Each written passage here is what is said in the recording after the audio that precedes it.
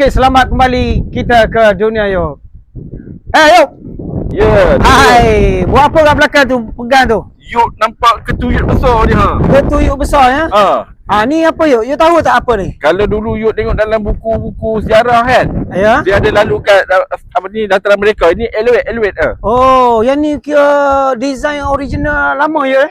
Orang lama. Maksudnya abang-abang yang tu DM yang dah pencen tu, diorang pernah operasi guna ni lah elevate ni. Oh, cantik Yop. Ini tempat support ni. Ya, betul Yop. Sebiji lagi belakang Yop. You boleh tunjuk boleh sini. Ni Yop. Ni pun cantik juga ni.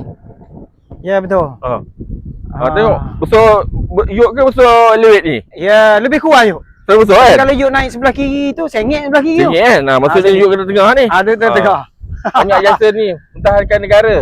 Okey Yop, kalau macam tu terbaik. Ini heli je. Ya, elevate. Alright. Okey. Dunia Yop. Dunia